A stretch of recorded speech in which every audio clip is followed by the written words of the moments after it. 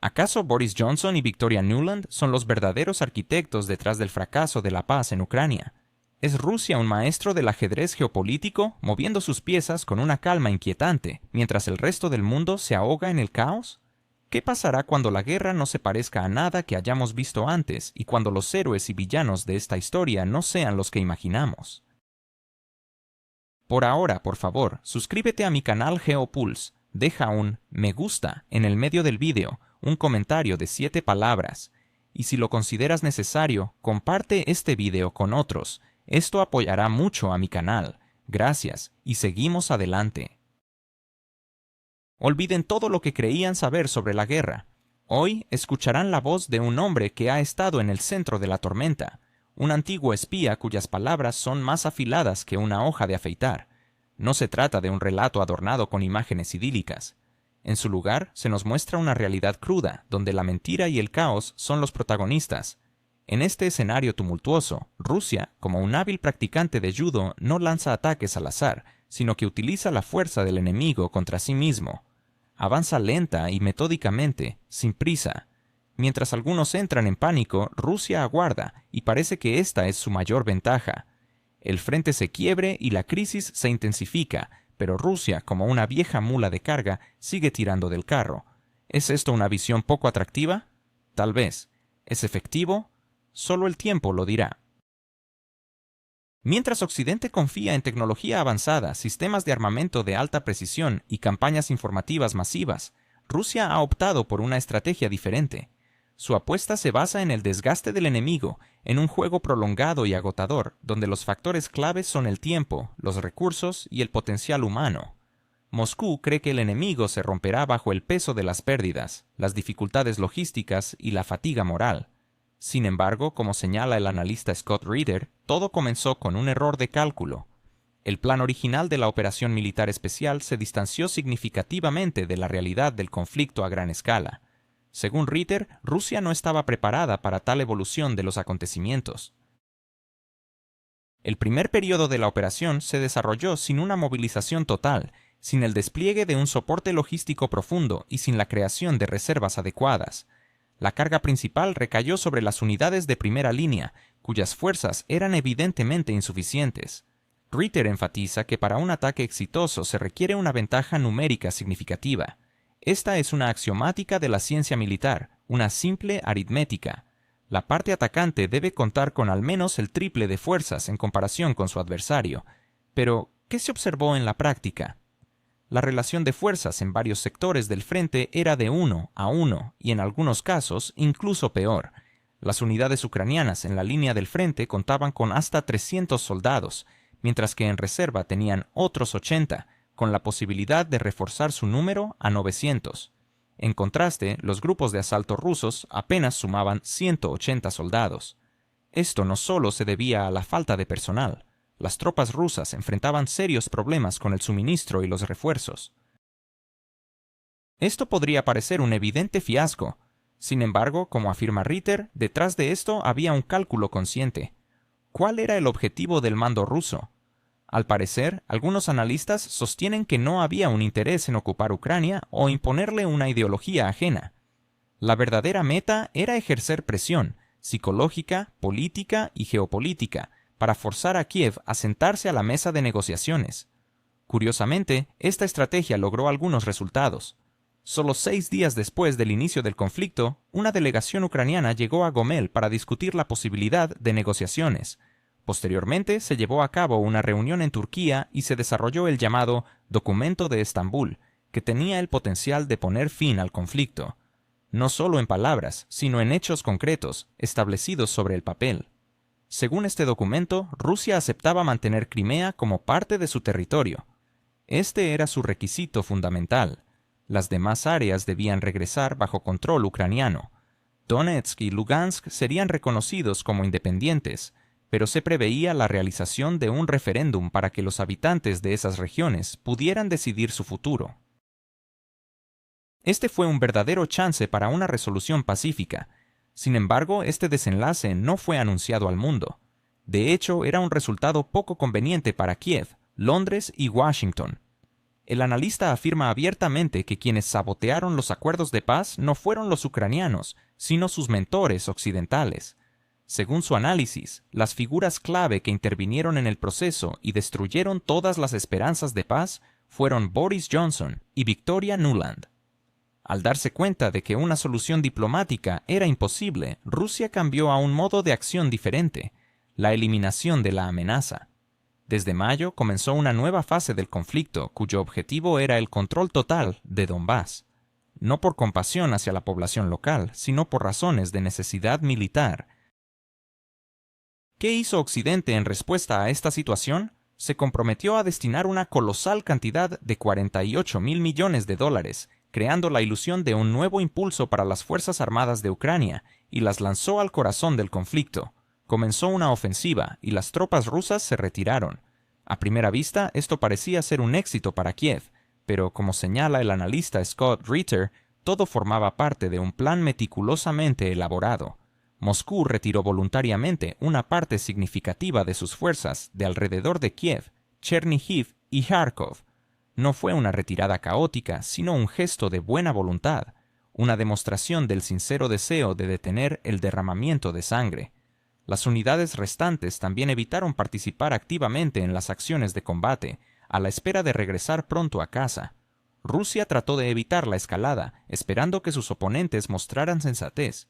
Pero, como se dice, la razón en el adversario resultó ser tan escasa como la conciencia en un narcotraficante. Ucrania y sus aliados occidentales continuaron insistiendo en su propia línea, y entonces Rusia, figurativamente hablando, sacó el cuchillo. Se llevaron a cabo referendos y 4 regiones se unieron oficialmente a la Federación Rusa. Desde ese momento no había vuelta atrás. Ya no se trataba solo de juegos políticos, sino de la defensa del propio territorio y la protección de sus ciudadanos. Y aquí la situación se tornó seria. Se movilizaron 300.000 soldados y la guerra adquirió un nivel completamente nuevo. Ya no se trataba simplemente de una operación especial, sino de una cuestión de supervivencia nacional. Lo que se avecina es aún más intrigante, amigos. Según las palabras de Scott Ritter, Rusia ha adoptado una nueva estrategia. No solo se trata de combatir, sino de dictar las condiciones de la paz. Para que todos comprendan, lo anterior ya no volverá a ser como antes. Ni juegos en la sombra de Occidente, ni presidentes títeres, ni propaganda engañosa. Las máscaras han caído, el juego ha terminado. Ritter enfatiza que Rusia está librando una guerra que no se parece en nada a lo que hemos visto en los libros de historia o en las películas de Hollywood. No es la Segunda Guerra Mundial, con sus frentes de 1000 kilómetros, bombardeos masivos y generales inclinándose sobre mapas. Es algo diferente, algo que no puede explicarse en un breve segmento de noticias de 2 minutos. Y la principal diferencia radica en la negativa de Rusia a librar una carnicería. Moscú, según afirma Ritter, evita conscientemente la gran matanza. Hay varias razones para esto. En primer lugar, se trata de un conflicto de otra índole. En segundo lugar, debe rendir cuentas a su propio pueblo. La gente no quiere morir sin razón aparente. Es una tarea difícil explicar por qué mueren los hijos cuando los objetivos de la guerra son vagos, especialmente cuando no se cuenta con el arte de la propaganda militar. Según Ritter, al principio, el liderazgo del país enfrentó serios problemas en este aspecto. Solo cuando llegó la comprensión de que no se trataba solo de un conflicto en Ucrania, sino de una verdadera guerra indirecta, un choque directo con Occidente colectivo, la sociedad rusa manifestó su apoyo incondicional. A partir de ese momento, como señala el analista Scott Ritter, Rusia cambió su enfoque, dejando de lado las emociones y pasando a la acción sistemática, a una táctica calculada, actuando como un cirujano. Ritter relata sobre una reciente conversación con Abdi Alaudinov, un checheno de origen, pero como él subraya, un general ruso. Recientemente, Alaudinov recibió el rango de general teniente y dirige las fuerzas especiales de élite Ahmad. Él no es un estratega de oficina, sino un verdadero comandante de combate que no solo dirige desde el cuartel, sino que también participa personalmente en las operaciones, arriesgando su vida bajo el fuego enemigo. Ritter recuerda un momento significativo, una historia que difícilmente será cubierta por la BBC, pero que dice mucho sobre la realidad del conflicto. ¿Alguna vez te has preguntado por qué Evgeny Prigozhin dio marcha atrás en su breve marcha hacia Moscú? ¿Qué hizo que un ex-chef se replanteara su ambición militar? Y, lo más intrigante, ¿quién es Abd Alaudinov y qué papel jugó en este giro inesperado? La respuesta nos lleva a una conversación reveladora que transformó nuestra comprensión del conflicto. Alaudinov, un destacado comandante checheno, explicó con calma que sus tropas, los combatientes de Akhmat, rodearon a la columna de Wagner. Solo 40 valientes de las fuerzas especiales estaban dispuestos a seguir una orden y entrar en combate. Lo que es notable es que, a pesar de su capacidad y disposición, no deseaban hacerlo por respeto hacia los soldados de Wagner. Sin embargo, si el comando lo hubiese ordenado, habrían actuado sin dudar. Prigozhin, al darse cuenta de la situación, entendió que la resistencia era fútil. Scott Reeder, un analista militar, describe a Alaudinov como un hombre sin falsedad, un verdadero guerrero que no tolera la ostentación ni la bravata vacía, pero cuando la ocasión lo requiere, está listo para mostrar su valentía. Durante una cena informal en Moscú, a la que asistió el famoso actor Steven Seagal, un inesperado llamado de Alaudinov interrumpió la velada. «He oído que planeas irte. Necesitamos vernos», dijo el comandante. Seagal no se opuso a esta reunión, que transcurrió en un ambiente casi amistoso, lleno de risas y conversaciones desenfadadas. Sin embargo, el tono cambió cuando Ritter, como un experimentado marín, lanzó un comentario sobre los generales que permanecen cómodamente en la retaguardia. Alaudinov, en respuesta, no esbozó una sonrisa. En cambio, sacó su teléfono y mostró una impactante fotografía. «¿Quieres saber en qué estuve involucrado hace un mes y medio?», preguntó. En la imagen se veía a un soldado checheno herido, con un urgente pedido de evacuación. La unidad había caído bajo un intenso fuego enemigo. ¿Y qué hizo el general? Sin dudar, se subió al volante de un vehículo blindado y se dirigió hacia las balas para rescatar a sus hombres del fuego cruzado. Alaudinov no solo se quedó en la retaguardia, él mismo fue al frente, bajo un constante bombardeo, brindando ayuda a los heridos, cubriéndolos y sacándolos a un lugar seguro. Esto no era un video producido, ni un comunicado de prensa, sino la dura realidad de una operación militar rusa vista a través de los ojos de Ritter. Cuando Alaudinov le dijo a Scott, «Así es como lucha un general ruso», no hubo necesidad de más palabras. Todo estaba claro. Este conflicto no se trata solo de individuos, sino de un sistema. La táctica, la organización y el enfoque son fundamentales. En lugar de dispersar sus fuerzas en un ataque frontal, los rusos optan por una estrategia precisa y metódica. Scott Ritter señala que es hora de olvidar lo que sabemos sobre guerras pasadas.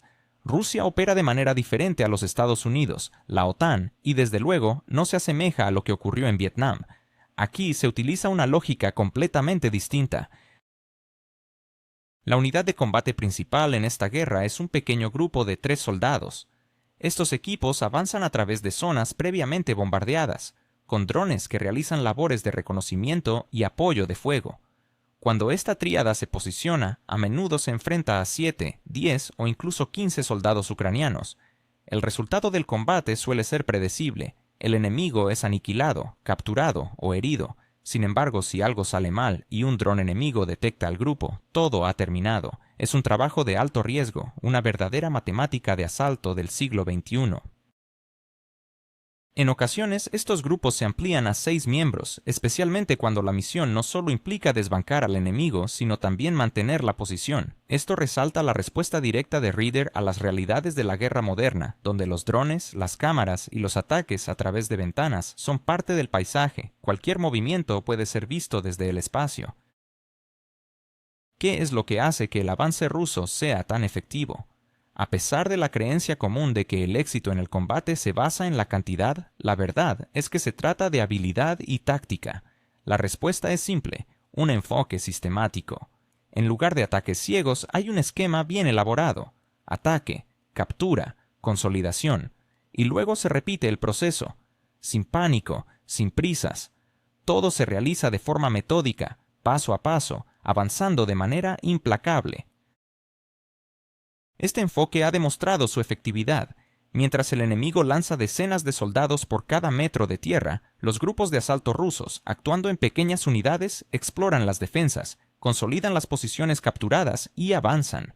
Según Ritter, son estas tríadas y grupos de 6, bien entrenados, los que realizan el trabajo crucial en el campo de batalla. No son los rimbombantes anuncios de los generales ni los enjambres de drones lo que determina la victoria, sino la dedicación de los hombres, un sistema claro y una lógica implacable.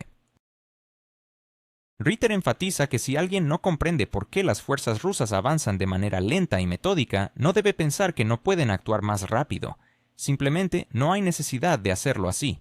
La estrategia militar rusa se basa en tácticas probadas y efectivas que ofrecen resultados palpables. Territorio tras territorio, paso a paso, las tropas rusas continúan su avance. Y aquí viene un aspecto crucial. A diferencia del ejército ucraniano, las fuerzas rusas pueden permitirse la riqueza de la rotación.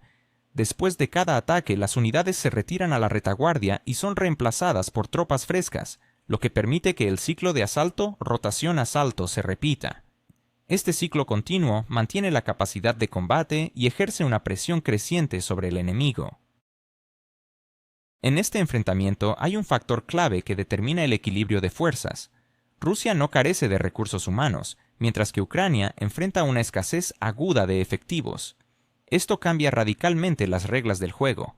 Las fuerzas ucranianas no logran reponerse rápidamente, sus soldados se agotan física, mental y psicológicamente. Desde el inicio del año hasta mayo, el ejército ruso se ha incrementado en 175.000 nuevos efectivos. De este número se han formado 2 nuevas armadas.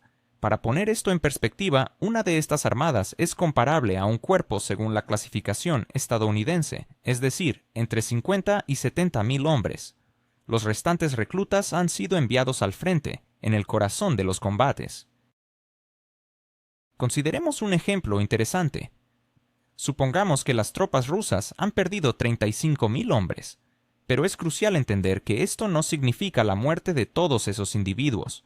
Las pérdidas irreversibles incluyen tanto a los muertos como a los heridos que no pueden volver al servicio.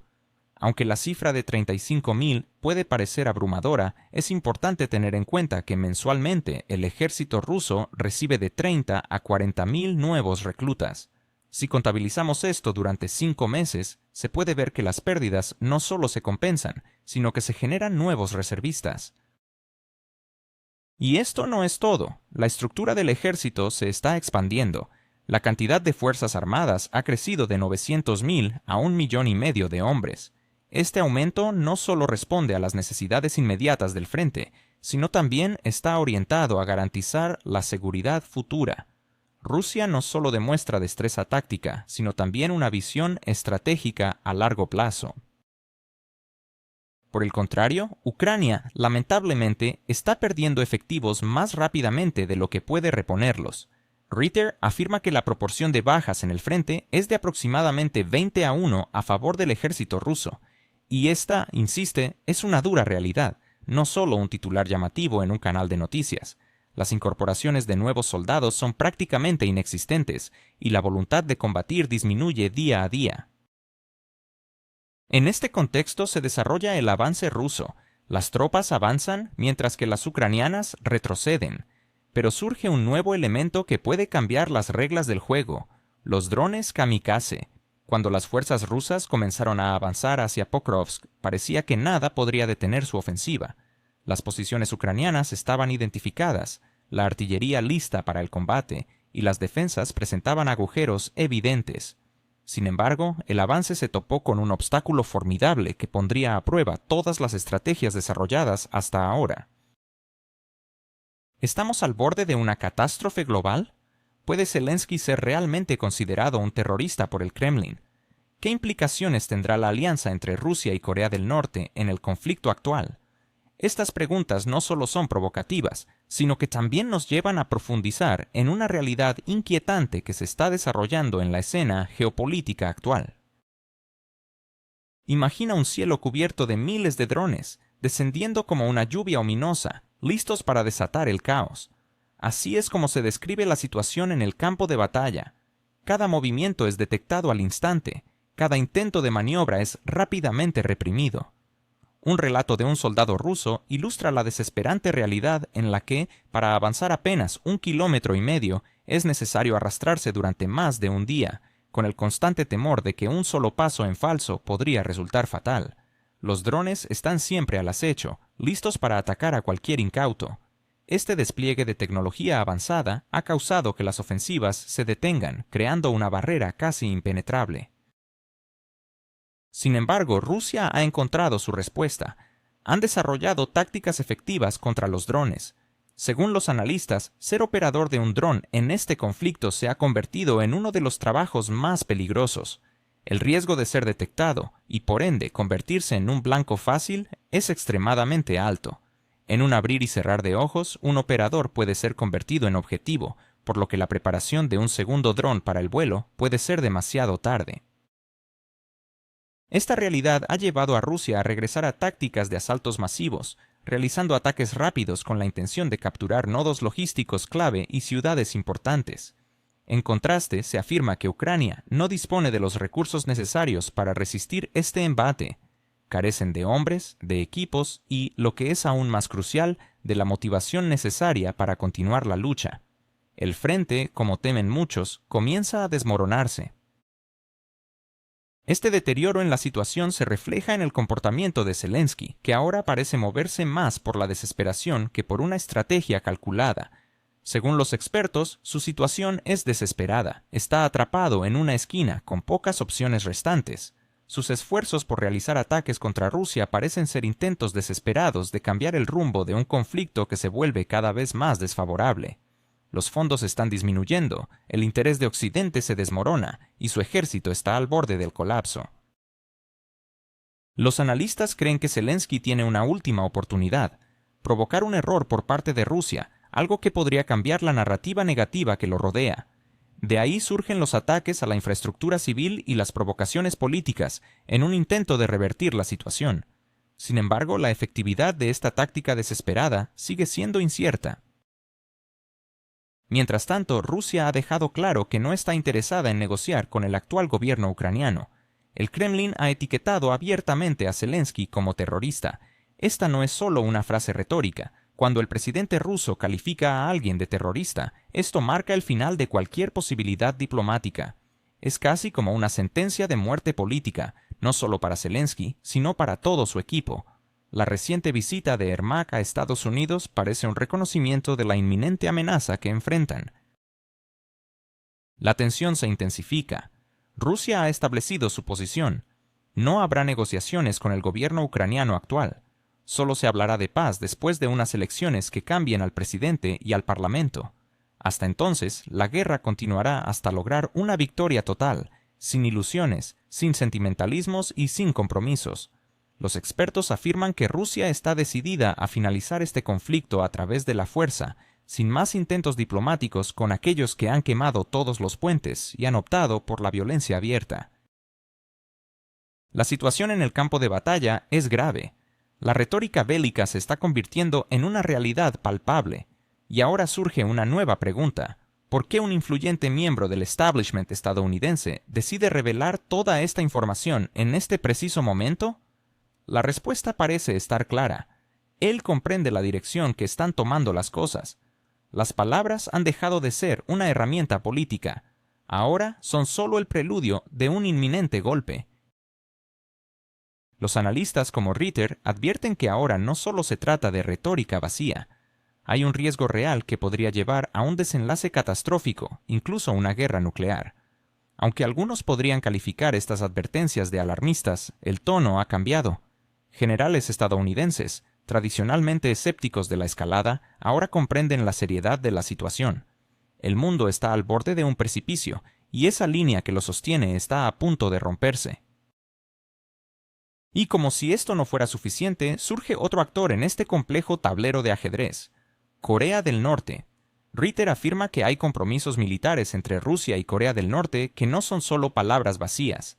La reciente visita del ministro de Defensa ruso a Pyongyang no fue un simple gesto amistoso, sino una reunión en la que se discutieron cuestiones concretas de cooperación militar. Kim Jong-un ha dejado claro que su país está al lado de Rusia, pase lo que pase. Esto implica que cualquier ataque contra Rusia será considerado un ataque contra Corea del Norte. Las implicaciones son profundas. En un momento de crisis, un aliado como Corea del Norte podría ser crucial. Se especula sobre qué acuerdos han alcanzado Moscú y Pyongyang: la producción conjunta de tecnología, el desarrollo de un nuevo caza, o la posible llegada de soldados norcoreanos a Ucrania. Por ahora solo podemos especular, pero lo cierto es que se han establecido alianzas que podrían transformar el escenario de este conflicto. Ritter sugiere que incluso podría haber ocurrido una conversación telefónica entre Putin y el expresidente Trump, no como un acto impulsivo, sino como parte de una estrategia cuidadosamente planificada tras los fracasos en los diálogos de Estambul. Este tipo de comunicación no solo involucra a dos líderes, sino que representa dos polos de poder confrontados. Sin embargo, algo salió mal. Zelensky, al parecer, perdió el control y comenzó a comportarse de manera impredecible, lo que llevó a que una conversación formal se convirtiera en una reunión táctica entre dos líderes conscientes de que el próximo movimiento podría ser el definitivo. A medida que la situación se intensifica, la intriga se profundiza. La tensión entre Rusia, Ucrania y sus respectivos aliados se convierte en una partida de ajedrez extremadamente compleja, donde cada jugada es crucial y cada decisión podría tener consecuencias devastadoras. La comunidad internacional observa con creciente inquietud, sabiendo que estamos en un momento histórico que podría cambiar el curso de la historia. ¿Realmente creemos que Rusia se limitará a observar pasivamente mientras la OTAN juega con fuego? ¿Es posible que Putin tenga un as bajo la manga que podría cambiar las reglas del juego en la geopolítica mundial? Scott Reeder, un analista conocido por su franqueza, sostiene que la situación es mucho más compleja de lo que la mayoría de nosotros imagina. En un contexto donde las tensiones aumentan, la respuesta rusa podría ser devastadora, incluso llevando a un escenario de destrucción total.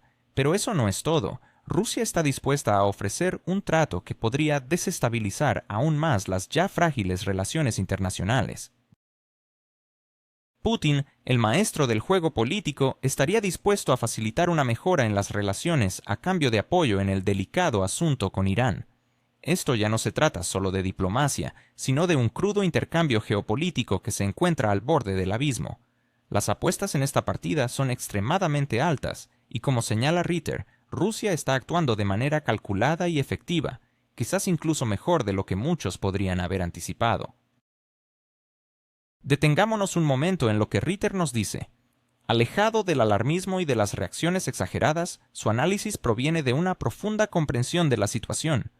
Cuando menciona que se acerca el final, no lo hace desde la desesperación, sino desde una evaluación clara de los hechos. Este desenlace, según Ritter, no se dará en una mesa de negociaciones, ni en un salón de conferencias pulcro, sino que se resolverá mediante la fuerza. Esta es la decisión de Rusia, y, según el analista, el Occidente no le ha dejado otra opción.